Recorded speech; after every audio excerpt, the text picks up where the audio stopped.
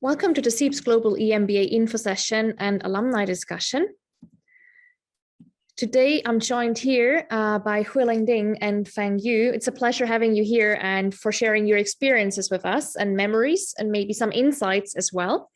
And I would like to give you the stage right away and feel free to introduce yourself. My name is Huiling Ding. I'm from EMBA 13, which means I graduated in 2015, so a long time ago. That time I studied, still working for automotive industry, and now I already transferred my career completely as a consultant. So I'm a therapist and a coach, and also certified hypnotist. Nice to meet you all, guys. Yeah, it's great to have you here. So you're still from one of the programs where we had the starting year as the name of the cohort, while I think, Fang, you're from the ones who have the graduation year, or also the starting year? Starting year. Starting year as well. Okay, great. So Fang, you're in the Global EMBA 2019. What's your background? Nice to meet you all. My name is Feng Yu, so I'm a manager at MHP. A company specializing in IT and their management consulting. And Porsche is the biggest holder or shareholder.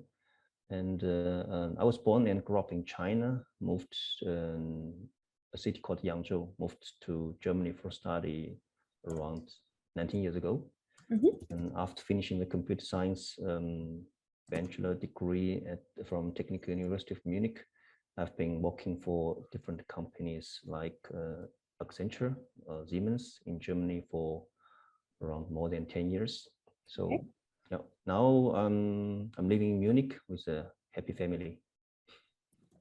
That's great. Thank you for your introduction. So for the ones just joining us, please feel free to send your questions to the Q&A chat on the top or on the bottom of your window. Just send a message to the chat about this as well.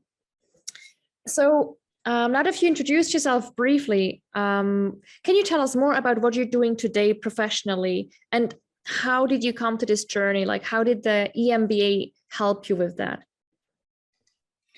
Oh, yeah, that's a long story. So before I joined the CEIBS, I was working for a global automotive company, a German company. And actually that time I joined because I'm looking for more career development for my career as a director that time. And so I joined the CEIBS. After I finished the study, I got promotion. So I moved to Germany headquarters, responsible for global transformation for my company. And after that, I finally got some thoughts for my life. And I realized what I was chasing for the early period of my life is not really my own life goals. It's more my parents' life goals somehow. So I finally realized what I truly wanted for my life. That's why I go to study psychology and coaching, and I transformed my career completely. So if you ask me why I did that or what hit my brain in a way, I think if I looking back, CEIBS study really changed my life completely, whatever in a professional side or personal side. So what aspect there was most helpful for you? Was it the coaching sessions or was it a specific module that you had that really helped you to reflect? Actually, you know, at that time, I didn't realize at all. I was kind of person, say, very busy for working and add on CEIBS study and try to get as much as possible out of it from professors. But to looking at back now, from now, what's really changed me is about organization behavior module, actually. Okay. At that time, finally, I get in contact or understand a little bit the human psychology part of it, right? Because we all learn the management leadership from our company, which is more focused on my German company, more focused on process and how to deal with people in a leadership way, but not much about really psychology, how people perceive life and why we have this emotion, how we deal with life, right? So actually, I feel that's a trigger for me if I'm looking back now to think about it. That moment, yeah, it's hard to kind of put your finger on it, right? But yeah, it's very good input. Thank you. So Fang, did you make a similar experience, a course or a module or moment that really kind of changed your career outlook or how you live life from your Gamba journey to now? So as a manager at MHP, so I'm responsible for several projects with about 40 members in our nearshore and German locations. But so far, I only had 2 modules from CEIBS. I mean, regarding the Gamba, I had the kickoff leadership module and the one economy analysis module, I think. Yeah. So basically, the kickoff module, it really helped me, and basically it helped me to, I mean, get to know myself better and be able to make the right decision in my life. So. And I would say it's indeed, it will be a long-term, maybe lifelong impact to me. But generally, like I said, I only had 2 modules so far, so I cannot really say it. To be honest, frankly speaking, not see the clear impact, but I can really sense and feel the impact from the opening module. It's really in my daily life. So it really helped me to do the retrospective and the self-reflection. So as you just had this opening model, right, for you, it's very recent. Can you describe a little bit what in there really helped you to know yourself better, as you described? Was there a certain kind of game that you had to do? Was it the coaching? Was it an evaluation, or what was it for you? So basically, all things, the coaching and also the methodology framework. So we were divided into teams, and there are several moments that's really in my mind that we build up the trust with members, with team members, and we had the open conversation between the members. We share our personal experiences, and really some of them, or actually most female students, they at the end they're quiet. I mean, they were touched, and so at the end, I'm really glad to see there were lots of exciting moments. That something like, for example, we won the competition among teams, something like that, and I mean, as a team, we really shared these experiences, and we shared the excitement. So it helped me to understand, and especially in a very diversified and different backgrounds, and to I mean, all the Gamba students, they're somehow they are more or less at very senior positions, to build up this kind of team and to boost the trust. It's a very unique experience to me. So how do you experience this community in your cohort? Like in the first week, you all knew you don't know each other, right? How did you manage to get to know all your peers? Like, were there outings, or did you organize something after the kickoff as well? Do you check in regularly with each other, your team and group mates, or? That's I would say in the 2 weeks, it's 8 days module, right? We were almost every day. You know, the restaurants close to the campus, right? Right, yeah. So we had lots of after module events, and gathered together, and we had lots of small talks. Also, like really in the, because the professor had a very clever methodology framework. So we didn't really have lots of lectures for the kickoff module. We really did get this hands-on experience during exercises, the group activities, the exercises, and also the after event small talks, all these things. Yeah, great. But yeah, an originating question basically is also like, why did you choose to pursue the EMBA program? Maybe let's have Huling take an answer on that first. Okay. Yeah, that's a funny story, actually. To be honest, I didn't have a high expectation before I joined CEIBS. The reason I joined that time is because my boss, not from Germany, but Austria boss living in Japan. And he was also looking for an EMBA program in Asia. And he suggested me CEIBS for China. And I think if he already know about it and he believe it's good, so I believe it's good too. So at least my company will acknowledge if I go through that, right? Yeah, So true. that time it's very simple for me. I just joined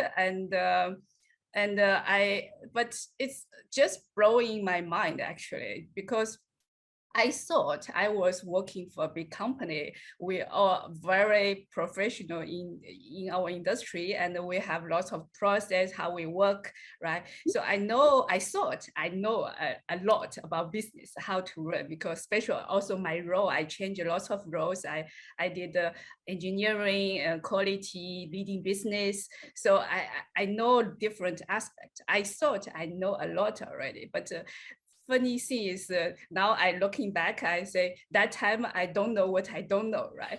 Yeah.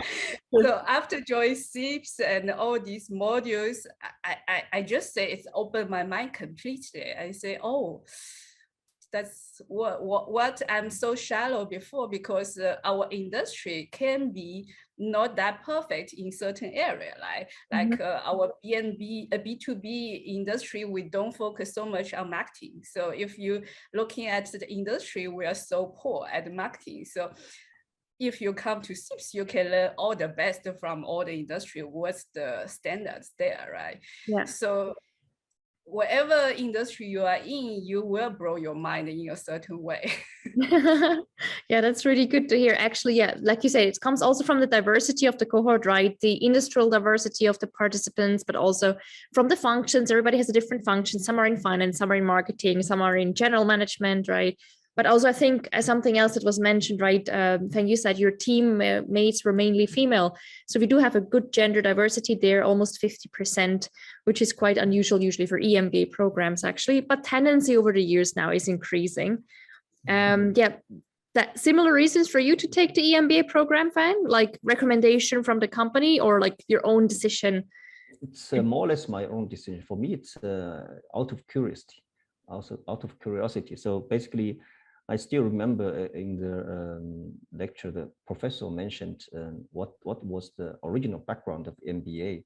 I mean, where it stems from. So it was designed for those technical professionals who a lack of business and management. Like engineering, for example. Yeah, yes. Yeah. So I had a computer science background, so technical background. So I am, or I was on kind of stage that I already sensed that I need some kind of booster for my career transformation, all these things.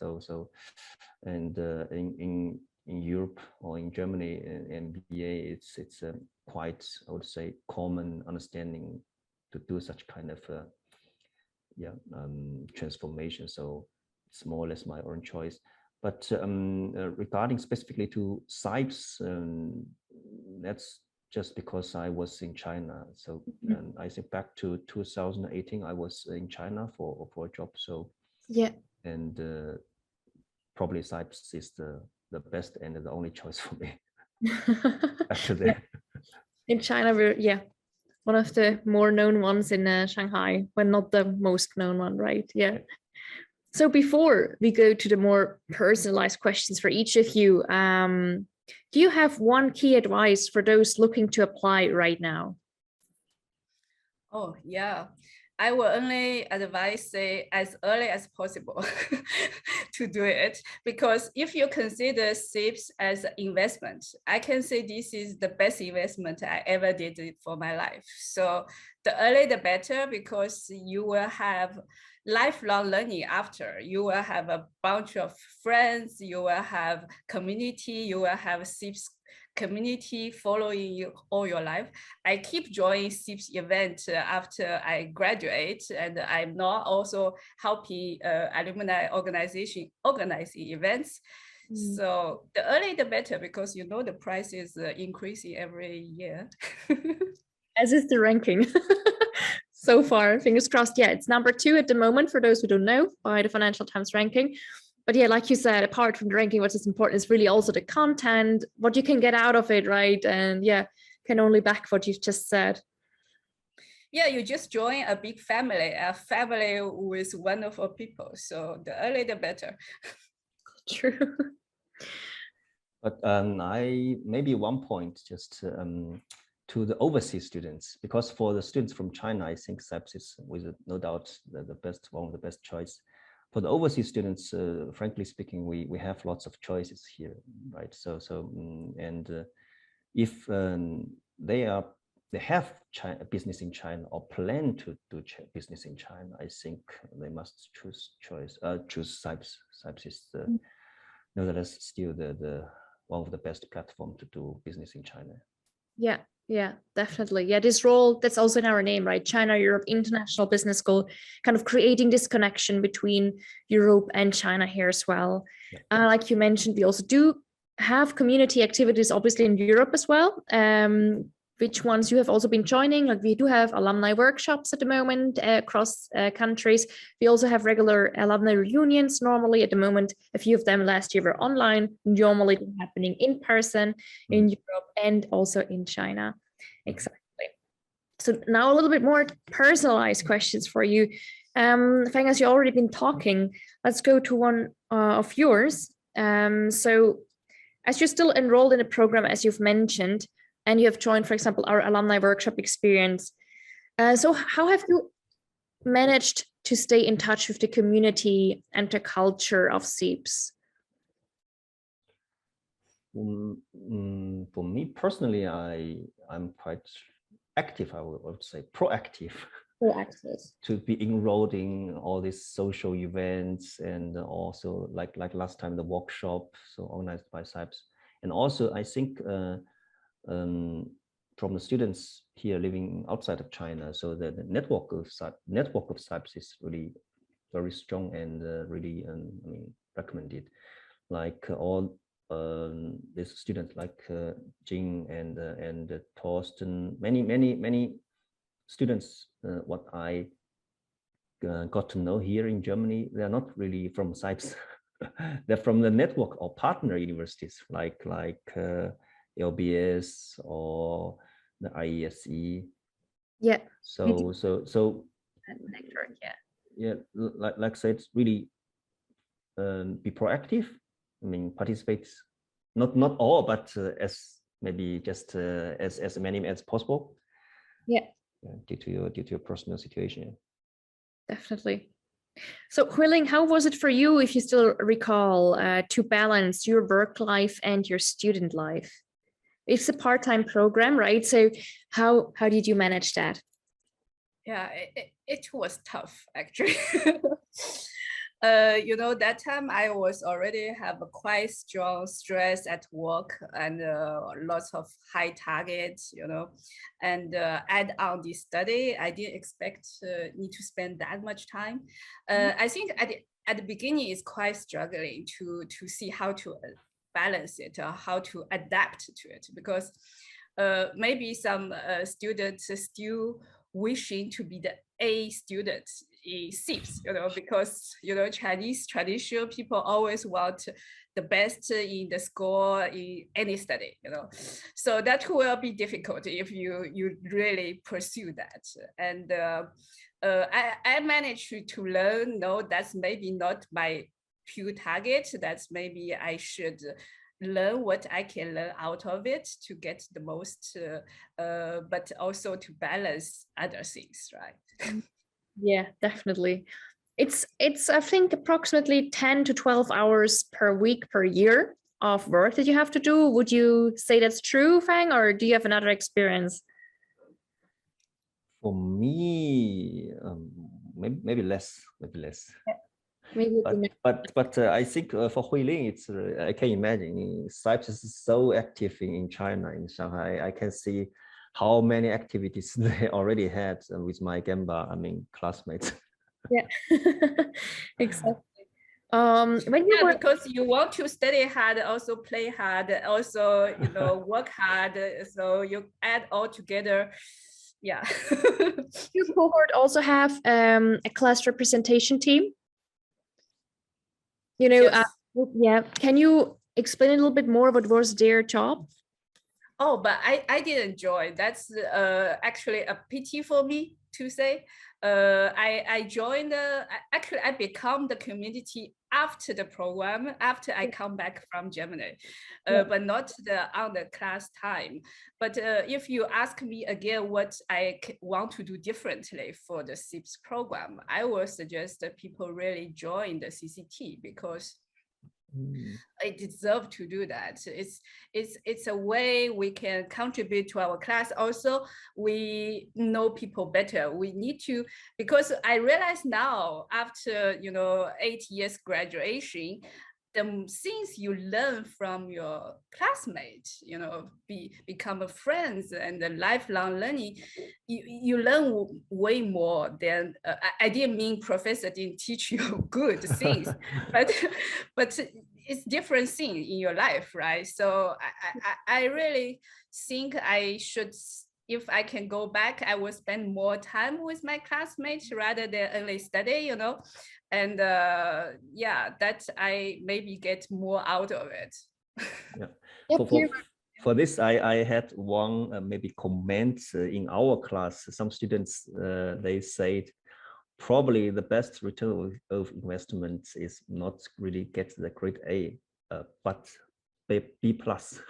Oh yeah, because like both already mentioned, it's really tough to manage your full work schedule and class schedule. But for sure, what you get is to learn from your peers and to, like you said, to take the best out of it. And CCT is class committee team, right? So usually 5 to 6 members, helping the whole class to represent that towards the school, but also to organize events and have fun, right? And manage the cohorts back. I think that's also something that really helps this community feeling. So when we look at that as well, have any of you joined the mentoring program, for example? No, I didn't. Not yet. Yeah. You mean towards the MBA? Yep. I want to, but I haven't yet. Yes. Okay. Have you taken any of the China modules that we had, like the modules that you can take in different areas? Yes, I did. One in Chengdu. Okay. New one from Gemba. Yeah, it was very interesting too. So combined with the visit of the company, and they come to present how they are doing for their strategy change, and so it's like a real situational learning, right? So you learn the things not only from theory, you more learn from the company and the discussion. Yeah, I like the new module designs about this. So as we have a few people joining us right now as well, feel free to post any question you have in the chat or the Q&A box.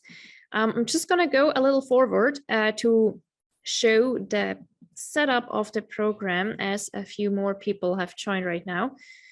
So what we've discussed already is this peer learning that you can have from people that are in the program with you. So this is a breakdown of the 2021 profile. Usually we do have around 100 people joining the program, sometimes 110, right? The average age is 39. It's senior program, and 16 years of work experience is actually the average, while 10 of those are in a leading position where you also have a team that you're leading.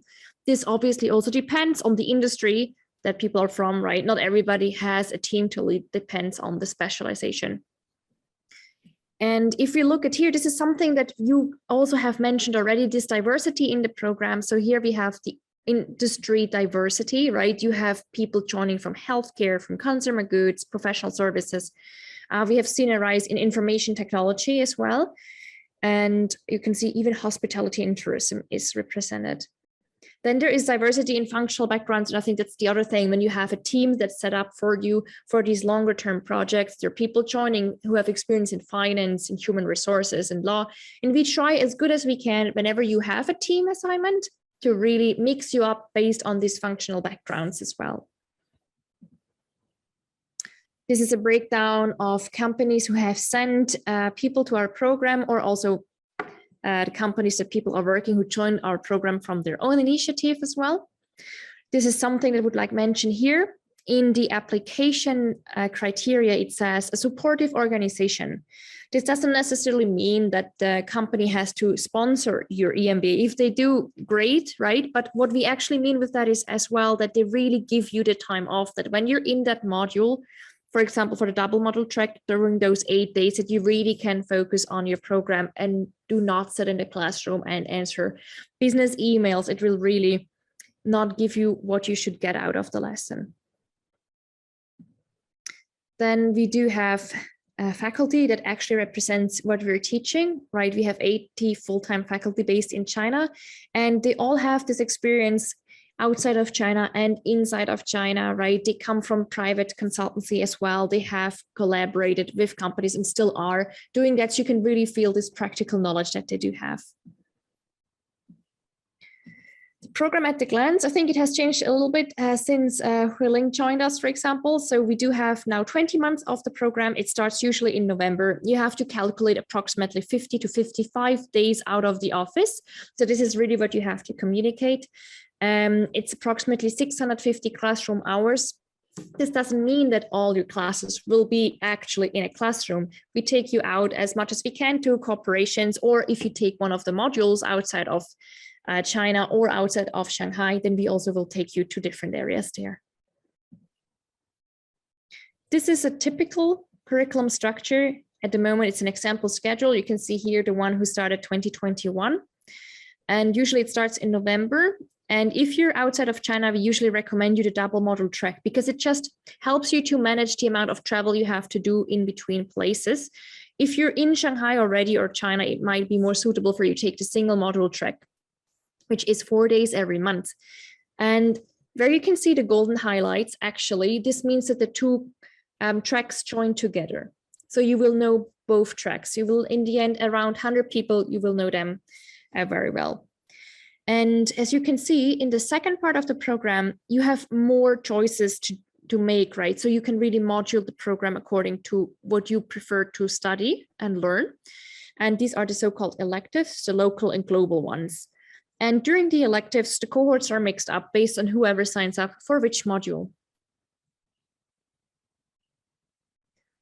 As you might see here, after March, there is a module in double module track in April, which kind of breaks this every second month frequency. This is a recommendation from our side. You do not have to take the global electives there. The single module track has the global electives around Asia there as well. If you would like to join them, you can, but you can also just take them again, like I've mentioned, at the end of 2022, for example, in the second half in the electives. This is a slide about the real situation learning method. Hui-Ling Fang, have you heard of that one? Yes, I joined the one in Chinese, not the English one, but yeah, in Huangshan, I think, yeah. Yeah. So basically, we call it case teaching plus. We try to take you out of the classroom setting. You have studied the case, but you will go either to the company or a similar setting where you can really experience what those people described in the case go through, and ideally also talk to executives of that company. This is a little bit more tricky in a China setting because, as you know, things change very, very quickly. So we have to keep updating our cases at least every 6 months. This is a very brief overview, what we expect you to take away from the program as a minimum, right? These 6 objectives. Basically, you will have functional skills. You will be able to integrate the knowledge and concepts into your work and resolve problems that are of high complexity. At the same time, we really make sure that you understand the concept of responsibility, like what is responsible leadership as well, what is ethical leadership, being aware of different needs of different stakeholders. This goes in with the big part of leadership in the program structure. We'll see that in a bit. And then obviously China, depth and global breadth. that you really understand how does it all play together globally. So this is the program design as we have it right now in this diamond shape. As you can see at the core, there is leadership with the core courses as well. Organizational behavior, as you've mentioned, this course that was really impactful for you, Huiling. At the other side, we have the China depth and the global breadth areas next to it, building up to this pointer of social responsibility. And all of this is backed up by the foundation of business fundamentals, strategic capabilities, and integration capabilities. And this is how you have to kind of imagine the program as a circle. We start with this kickoff module that Feng has described to us in detail as well, the entry module, where we really focus on leadership and team building, that you are aware, where do you stand in terms of your leadership knowledge and where do you want to go, self-reflection, peer reviews as well, right? And then take this onwards to the program, first to the core courses. Well, they kind of bounce off this social responsibility and action reflection part that is building the base there. And then based on that, you will go and move on to the elective courses based on your preferences, focused and highlighted by a midterm of leadership reflection module. And then we would go and move on to the global modules, unless you've taken them during the first year, right? Where you also will be involved in experiential learning tours. And all of that knowledge that you gain, you will then have to apply in the so-called Capstone Project, approximately starting at the second half of the first year that you do have. Question here, Feng, I see you're nodding, right? Have you already prepared for the Capstone Project, or is this something that you're expecting and it will increase your workload, as you mentioned? No, I had no chance to do the Capstone Project yet. So as I know, last month, or my classmates, they already had. Yeah, the single. But for us, the overseas students, we were postponed. So far, yeah, unfortunately, not clear when we can resume the program. True, also because this is based on real company data, and we really give you the platform as well to work together as a team, because it's quite time intensive. It might actually shift that balance between work and student life a little bit more towards student life, right? Huiling, did you already have a Capstone project when you studied? Yeah. I think luckily when we start Capstone main work, it's when we are starting elective courses, right? So the heavy study workload is reducing a little bit, but still have a lot of things to do with Capstone projects. Yeah, it's a long project. I remember maybe 8 months or something like that. You need to really work on it. Yeah. So just going to that slide, actually. The Capstone project, exactly. You assigned to a group of 4 to 6 students, and it's 10 months long now. We extended it a little bit, so there's more time also to kind of check back in with the faculty advisor that you're given as well. And this is really based on real company data. This can be a company of a teammate, but this can also be a company that you've approached that would like to sponsor by your team. And you really have to find a solution-based solution that's implementable at the end as well. And if you follow us on LinkedIn and our alumni as well, or current students, you can even see sometimes they're posting about the presentation of their results at the end of the semester. I'm just going to go back to this slide here about the electives that you can take at the moment here in different areas as well. As you can see, it's all over the globe. They're changing and being adapted every year a little bit, depends on like trends, but also on what is important for global studies, right? So you can take modules in Japan and Korea, for example, Southeast Asia, India. We do have a campus as well in Africa, Accra. So this is something I would really recommend if you're interested in this kind of trade exchange between Asia and Africa. For example, this is a good model doing business in Africa. We also have a good alumni base there. So feel free to join that. Or if you're from Asia and you would like to see a little bit more about Europe, feel free to join either Italy, Spain, or come to the campus where I'm located at right now in Switzerland. This is an example of few electives we had. This is not an exhaustive list, but more for you to get an impression. For those of you who can speak Chinese in addition, you can also join some of the electives offered in our Chinese language EMBA program. And the orange highlighted ones are trending topics that have been chosen so far. Yeah, different motivations of people to study with CEIBS and the EMBA program. Here, just a few for you as an impression. You could always approach us afterwards if you have questions, or if you would speak with someone, let me know. My email address should be displayed in my video here. And what we have already discussed, like you said, this community, this friendship that's building up during the program, right? So these are activities beyond the classroom. There are also sports activities. I'm not sure if any of you run, for example, or play basketball. That's a chance. There are days where, for example, the EMBA class goes for a run before the lecture starts. It's really up to you what you like and your preferences. We do have CEO events, industry events. Usually at the moment, they're hybrid. If you're in Shanghai, you can join physically. If you're not, you can join in online. Hopefully this is soon again physical for everyone in person. And we have annual symposiums. The most famous one, I would say, the European forums as well, where we go to different city and host these kind of executives and connect and network. These are the so-called executive forums. They usually happen in person on our campuses in Zurich or in Shanghai. Again, at the moment, they're also hybrid. So you can join in online, where we invite industry leaders and thought leaders to share their knowledge exactly at this bridge between Europe and Asia, or the West and Asia.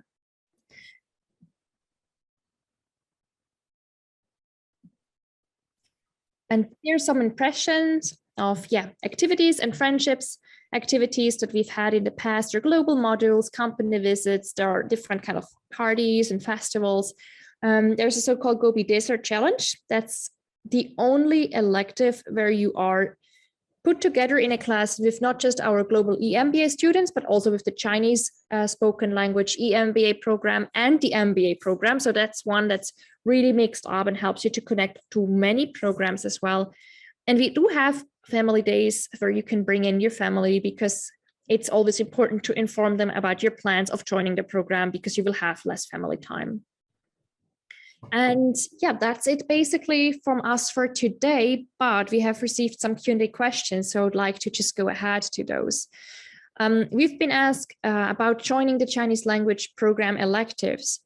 Will the assignments also have to be written in Chinese? Most likely, yes, if it's an elective that's taught in Chinese. If it's taught in English, then obviously not, but as it's the Chinese language program, you can assume so, yeah. So usually I would say if you're not a native Chinese speaker, you would at least need to have HSK 5 or 6 to follow that class. What is the HST? The Chinese language exam, yeah. Examination, okay. Yeah, they're 6th level. I think they might have changed the leveling this year, but usually native level would be on level 5 and 6. So actually, if you join our MBA program, for example, there we expect you to graduate with a HSK level of 3 to 4. Some manage 5 or 6, but yeah, these are the levels. I'm giving a few minutes for any other questions. In the meantime, Huiling and Feng, some final thoughts about the essay that one has to write during the application, some tips there, how to get started.